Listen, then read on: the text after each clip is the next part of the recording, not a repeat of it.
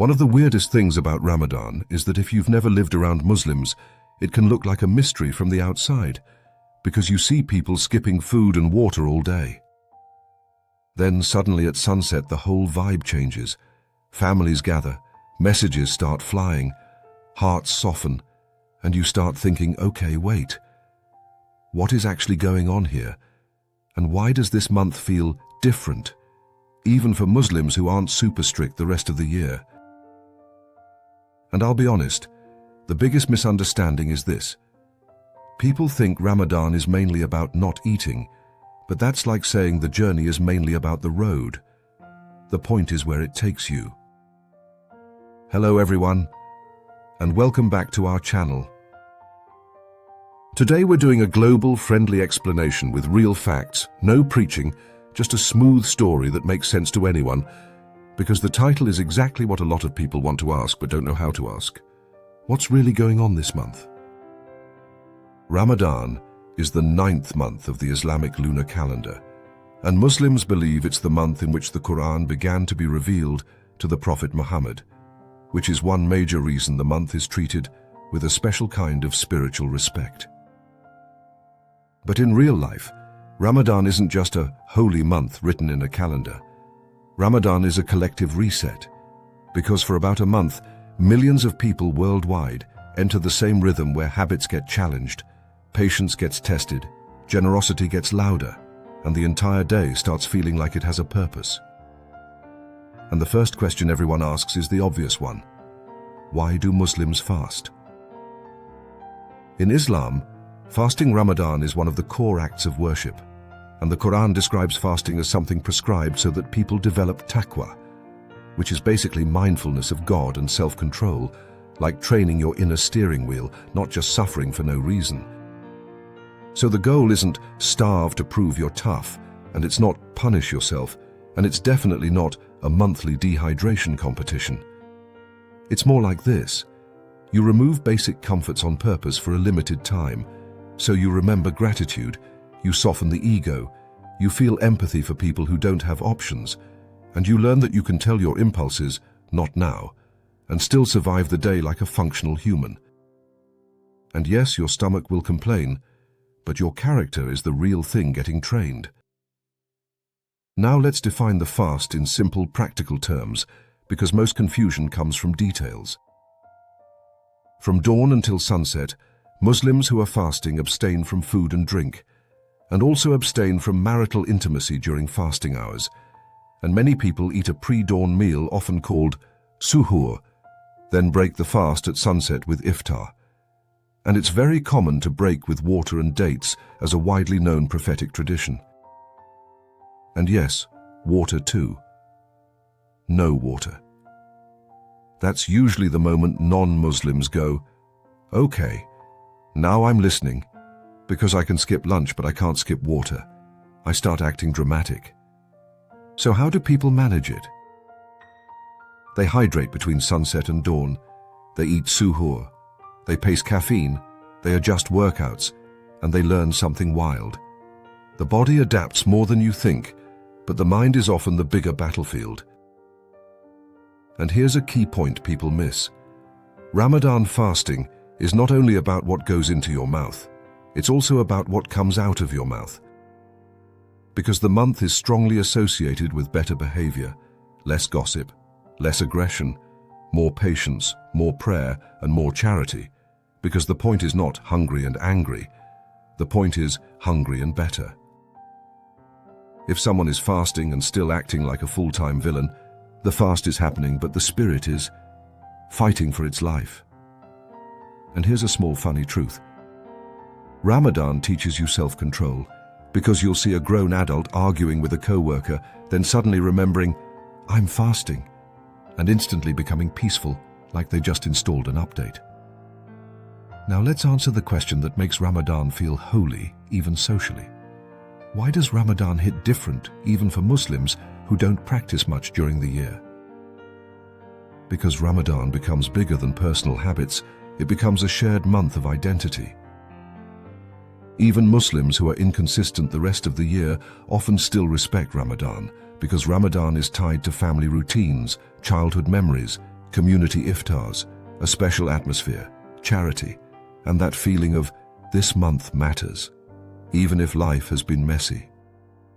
It's like how some people don't live perfectly all year, but during certain seasons they feel pulled back to meaning, because humans aren't robots, we're emotional creatures, and shared sacred time changes people. Also, culturally, many Muslims treat Ramadan with respect, even when struggling personally, because it's a month where people try to at least reduce harmful behavior out of reverence. And that's why you'll hear stories like, even my friend who doesn't pray much stops certain things in Ramadan, because there's a social and spiritual gravity to it. Now, here's something important for trust. Not every Muslim fasts. Some can't, some struggle, some are on a journey, some have private reasons, and Islam doesn't teach you to interrogate people like you're the fast police. Which brings us to the mercy rules, because this is where a lot of non-Muslims are pleasantly surprised. Who must fast and who doesn't? Fasting Ramadan is obligatory for adult Muslims who are able, but the Quran explicitly gives exemptions for those who are sick or traveling, allowing them not to fast and to make up missed days later. And in mainstream Islamic practice, there are other well-known categories where fasting is not required or is postponed, like children who haven't reached puberty, women who are menstruating or experiencing postpartum bleeding, and people who are elderly or chronically ill and physically unable. And in cases like pregnancy or breastfeeding, many scholars allow not fasting when there is a credible health concern, with make-up rules varying by situation and scholarly opinion, and the key principle is consistent. Islam does not frame fasting as self-harm. It frames it as worship with boundaries and mercy. So if your Muslim friend says, "I'm not fasting today," the correct response is not interrogation. The correct response is respect. Because sometimes the reason is health, sometimes it's travel, sometimes it's something private, and nobody owes the world their medical file. Now, if you're not Muslim, what can you do in Ramadan, especially if your neighbor, friend, or coworker is Muslim and you want to show respect without being awkward? First, you don't need to pretend you're Muslim. Respect doesn't require acting. Respect requires awareness. So here are the simplest things that land well globally. Be mindful about planning social events that revolve around food during the day if your close friends are fasting.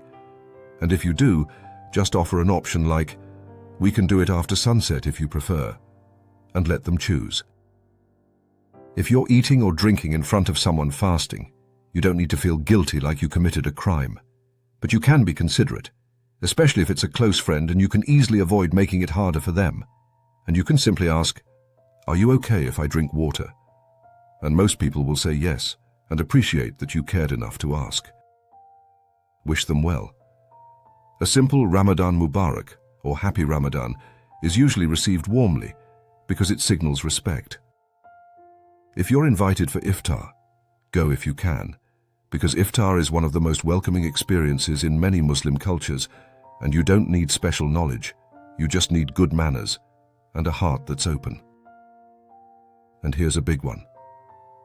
Don't turn Ramadan into a debate, because nobody wants to defend their whole religion at 4 p.m. while dehydrated. That's not an interfaith conversation. That's a trap. Now, here's Ramadan in one sentence. Ramadan is the month where Muslims practice being less controlled by the body and more directed by meaning. Because most of our daily life is impulse-driven. We eat because we want, we react because we feel, we scroll because we're bored. Ramadan interrupts the loop and creates a pause between impulse and action. And once you live inside that pause for weeks, you realize how often you were living on autopilot. So, is fasting healthy or bad for your body? The most accurate answer is, it depends on the person and the how and your medical situation. But there is real scientific evidence that certain forms of fasting, especially time-restricted eating and intermittent fasting patterns, can lead to modest improvements in weight and cardiometabolic markers for some people, while also having risks for others. For example, the NIH has reported research where people with metabolic syndrome who limited eating to an 8 to 10 hour window had modest health benefits after a few months, and they emphasize that longer-term research is still needed to understand benefits and drawbacks more fully. Major medical reviews have also described that intermittent fasting regimens in humans can be associated with improvements in things like glucose regulation and blood pressure in some contexts. But the strength of evidence varies, and results often overlap with what you'd expect when people simply reduce overall calories and improve food quality. And here's the reality check that keeps us honest. Intermittent fasting is not magic, and some large reviews and trials suggest it may not outperform standard calorie reduction for weight loss, meaning it's a tool, not a miracle. Now, what about Ramadan specifically? Ramadan fasting is a unique pattern because it involves no food and no water during daylight hours, and people often change sleep patterns too, so the experience can be very different from typical intermittent fasting studies where water is allowed and sleep stays normal. So what are the potential benefits if someone is generally healthy and does Ramadan in a balanced way? Many people report improved self-control around food, reduced snacking, a reset of habits, and sometimes modest weight changes depending on what they eat at night. And from a health perspective, fasting patterns can sometimes improve certain metabolic markers for some people, especially when the overall diet quality improves and overeating at night is avoided. But let's be equally clear about possible downsides. Fasting can cause headaches, fatigue, irritability, constipation, and dehydration, especially early on, or when hydration and sleep are poor. And for some people it can worsen issues like low blood sugar, or interact with medications that expect food and fluids. And there are groups who should be extra careful and often should not attempt fasting without medical guidance, including people with a history of eating disorders, people who are pregnant or breastfeeding, children, people who are underweight, and many people with diabetes or blood sugar-related risks, especially if on insulin or certain medications. So the healthiest way to phrase it is this: fasting can be beneficial for some people, neutral for others, and risky for some. And if you have a medical condition or you take medications, you should talk to a clinician before trying any fasting pattern, because health is not a TikTok trend. And now, let me make this practical, because nobody wants science facts without real-life guidance. If someone wants to fast in a healthy way, the best common sense tips are boring, but they work. Hydrate well between sunset and dawn if your fast involves no daytime water. Don't treat iftar like revenge, because your stomach is not your enemy. Prioritize balanced meals, not just sugar and fried food, because you can technically break your fast with anything, but your body will remember what you chose. And protect sleep as much as you can, because lack of sleep can make fasting feel twice as hard and can mess with mood and cravings. Yes, I know, sleep is hard in Ramadan, but even a small improvement helps. And here's a little humor truth right here. Your body doesn't care if the food is traditional. Your body cares if you ate like you were speed running a buffet. Now, after reading the research and checking what's solid and what's hype, I'll tell you what I decided for myself. I decided I want to try fasting for a few days, not as a performance and not as a punishment, but as an experiment to see what it does to my focus, my patience, and my relationship with cravings, and to feel the difference between I want and I need. And if you're not Muslim and you're watching this with genuine curiosity, here's a respectful invitation. After hearing all of this, would you ever try fasting in a safe way? Maybe for a day, or a few days, or even just a simple version like time-restricted eating, just to see how it affects you. Not to copy a religion, not to act like something you're not, but to experience what happens when you voluntarily step away from constant comfort for a little while. And if you do it responsibly. And if you have health issues, get proper medical advice, because the goal is growth, not harm. Ramadan, at its heart, is proof that human beings can change their behavior, not because the world forced them, but because they chose meaning. For 1 month, millions of people step into a shared discipline, not to show off, not to suffer, but to remember gratitude, to remember empathy, to remember God, and to remember that the body is powerful, but it doesn't have to be the boss.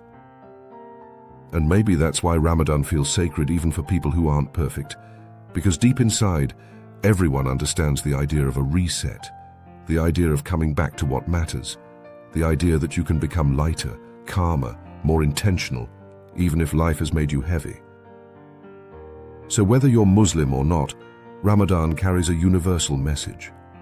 You can pause, you can reflect, you can train self-control, you can become kinder, and you can learn that the strongest person isn't the one who never feels desire, it's the one who feels it and still chooses what's right. Thank you for watching, and if you want more Explained for Everyone videos like this, subscribe, because we're going to keep breaking down big questions in a way that's human, clear, and actually enjoyable. And drop a comment for me. What question do you want us to explain next?